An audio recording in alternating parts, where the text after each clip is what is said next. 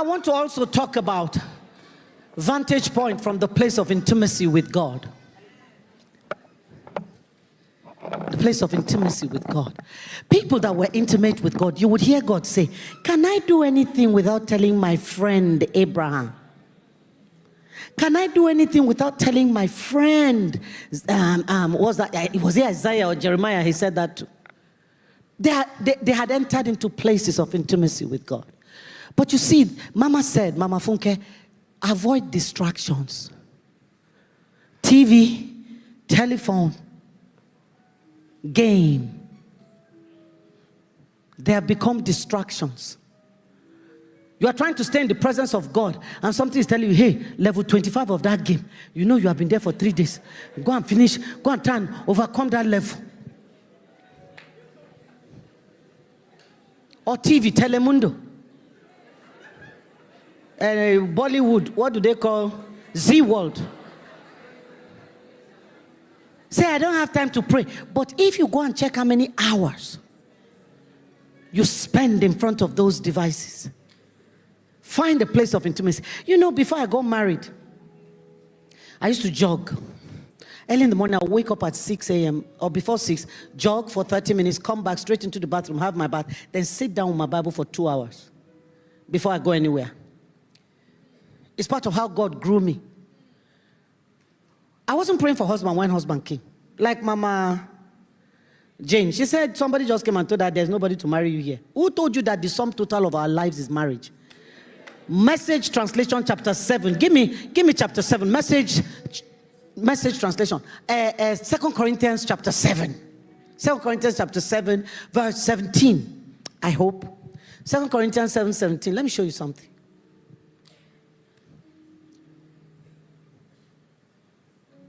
You know, chapter 7 verse 17. This verse 1. No, go to 1 Corinthians, Joe. It does not look like what I'm looking for. 1 Corinthians 7. Look at how I look like headmistress. And don't be wishing you were someplace else or with someone else. I pray that this man would die so that I'll marry somebody. Don't be wishing. And if he has thrown you out, don't be wishing you are back with him. Mama said, don't keep alive what God is trying to kill. Don't be wishing you were someplace else or with someone else. Where you are right now is God's place for you. Live and obey and love and believe right there. God, that's where I'm going. God, not your marital status, defines your life. Those of you that will only define yourself by marital status, that's the Bible telling you, you are wasting your time. It's God that defines us, not marital status. Praise the Lord. So, I would do all of that and then go to work. I wasn't praying for a husband because I wasn't, but then God brought the man.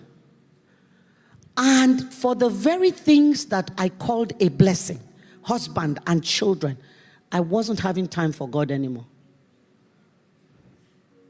They suddenly became my reason. Let me go and make my husband's food before he goes to work. And let me get my children ready for work. And I wasn't praying anymore. But I was still going out to preach. I was operating on fumes. Fume. You know when you open the tank of your petrol car, you can smell the fumes. It's fume, not petrol. Samson was on fumes. He didn't know. Until the day he tried to shake body and nothing happened. He was operating on fumes. And so, my children and the husband became the reasons I couldn't spend time with God. I became very lazy. I wasn't praying. I wasn't reading my Bible. I put on so much weight. My husband started complaining. I don't like fat women. I don't like big women. Big women is a problem for me. I wasn't listening. I was still getting bigger. And then he started saying, I'll not be going anywhere with you again, no. I'll buy you big TV screen with popcorn machine and big poof so that bean bag, you'll be sitting down watching TV at home and eating popcorn. You cannot go anywhere with me. I was still putting on weight, still sleeping. My children's school was less than 5 minutes drive from my house, but they got there late before people who came from 30 minutes away. I couldn't. My whole life came to a standstill. After a while, my husband would lie down on the bed and he would put a pillow between the two of us. It was like I was smelling. Then he left the bed. He was sleeping on the floor. I started crying. Father, what is happening? Why is my life unraveling? He said, yeah, you have removed me from the center of your life. So in the courts of heaven, when the enemy comes with a token of accusation, I cannot speak for you. Justice will not allow me to. I said, Father, no, I don't like this place. He said, if you want your life back, give me back my place. Give me back my place in your life. Hey, me that I'm used to sleeping till children are late.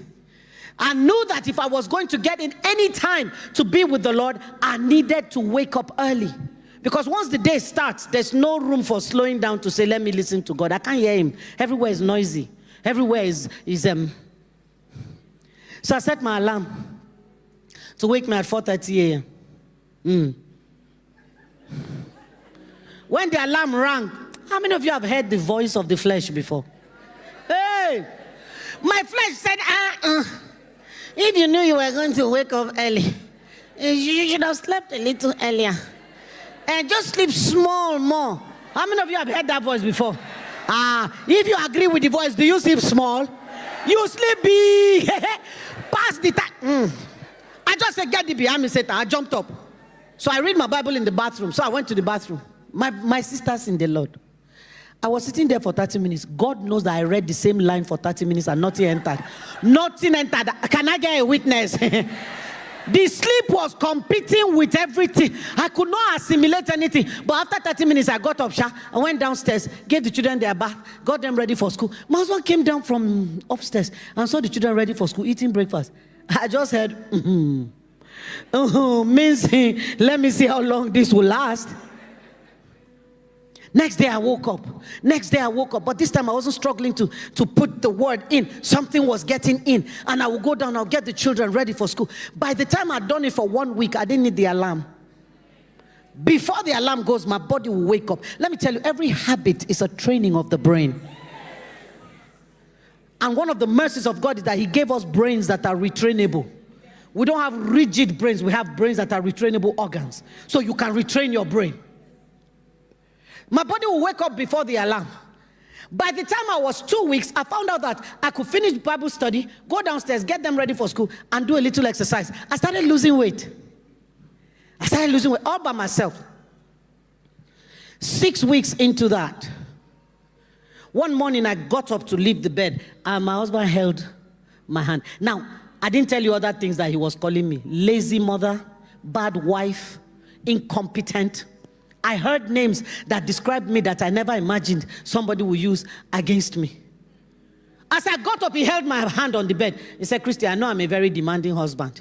Every time you wake up at 4:30, I pity you. In the same, I pity who? This woman that if he even called me fat stomach self. Come, I had all my babies by CS, so my stomach was big. He said, lie down a little, I'll wake you up. Money, devil issue. You want to lie for me? Let me lie down now, and then you come and start abusing me again. I lay down in obedience, but I didn't sleep. After 30 minutes, he said, you can get up now. I went to the bathroom to read my Bible. I heard the door open and close. I didn't understand what. I thought one of the children came upstairs. Only for me to go down and find my children bathed, eating breakfast. Who bathed them? Daddy. Who made breakfast? Daddy. In the same house. I stood there in shock. He said, I thought I could help a little. Lazy wife. Lazy mother.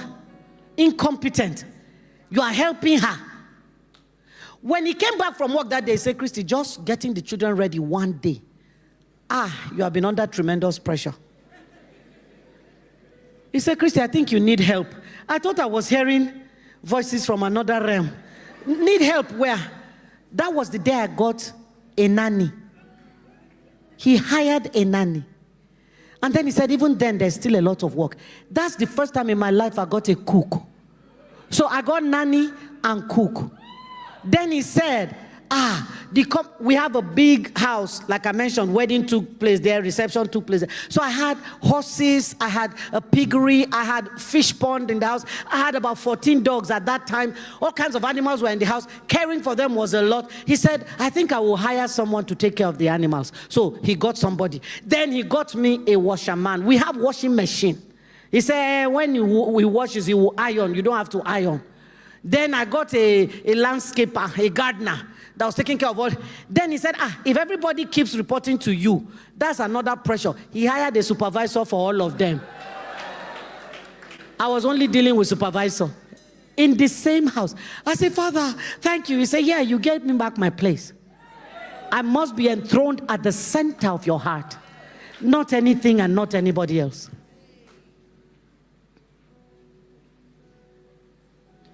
It is from the place of intimacy with God, that I found the scripture that has anchored me. I was reading my Bible. I read my Bible through every year. For the past, I don't know how many years, I have read my Bible back to back every single year. I try to do it with different versions so that I don't get bored. So this year, if I do message translation, next year I do King James, next year I do Amplified, and God just keeps opening up scripture. I do that every year. I have Bible study notes, my dear sisters, from as far back as 1981. My quiet time, I don't play with it. Me and God. My children, my daughter said to me, one of my daughters, she's 29, she'll be 29 in October. She said, Mommy, I've watched you all my life consistently sit before God. She said, I believe that any day you don't do quiet time, you will fall sick. She said, that's how serious I think it is. I said, but Mommy, you are the reason I believe that God is. And in studying my Bible one day, when the enemy had come at me, I found Philippians chapter 4, verse 8. King James, Philippians 4, 8. And my life, that was when peace entered my life, people. Philippians 4, 8. Because you see, what the devil uses against us most of the time is our thoughts. It's the memories of things that have happened. He regurgitates them, and then they bring the pain back fresh. Philippians chapter 4, verse 8, please. Philippians 4, 8.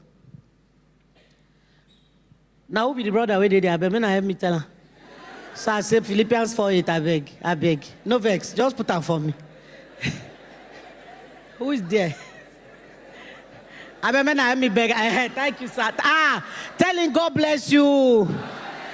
Or maybe it's a ha. Okay. Finally, so after all the things I've said, Paul is saying, finally, my sisters, whatsoever things are true, whatsoever things are honest, whatsoever things are just, whatsoever things are pure. How many levels now? Count. Whatsoever things are true, whatsoever things are honest, whatever things are just, whatever things are pure, whatever things are lovely, whatever things are of good report, if there be any virtue, if there be any praise, think on these things. So, the devil comes and says, a whole illiterate mother-in-law called you a goat. Can you imagine the cheek of it? The absolute insult. I would never be friends with this woman. She's horrible. She said it 6 years ago. He's bringing it to my attention now again so that I can go back to that place of pain. So I take the thing. Bring the scripture back, please. I take the thought. Whatever things are true. Is it true that she called me a goat? So that thought has passed the test of this scripture. So I'll continue thinking about it. But is it an honest thing? She said, yes, to her, I'm a goat. Okay, it has passed. Let's continue thinking about it. Is it just? No, I'm in the image of Christ. She shouldn't call me a goat. Once the thought fails the test of this scripture at any level, I terminate the thought intentionally. I refuse to think about it because it says think on only the things that are pure, of good report. So I refuse to think about it. What do? I practice what I call substitution therapy. I substitute the thought with another thought. I can just decide to start thinking, the rice are cooked. Did I put it in the fridge? Hey, let that rice not spoil before I reach home. The more mundane the thought, the more insulting to the devil. I want to insult him and tell him, you are not in charge now. Get me right. I'm not saying I'm in denial. I'm not denying that she called me a goat. What I'm saying to the devil is, you don't get to choose when I deal with that matter. You are not the one that will superimpose that thought on what is going on in my life right now to try to derail me. Most times it's when you are in full happiness and joy, the devil will just bring one of those thoughts, bah, just to drop you down to the ground. Like Mama said, somebody came and was saying, and her spirit was going down. The devil came and said, Shebi, you prayed 4 days. That's what the devil does. So I said to him, you don't get to choose when I deal with the fact that she called me a goat. I choose when I deal with it. So you are not going to be in charge of my atmosphere. Philippians 4:8 became my deliverance. I don't expend my energies on things that drain my resources. I invest my energies on things that give me results. Praise the Lord. Let me show you something in closing. My time is up. Revelations chapter 6, from verse 1. King James.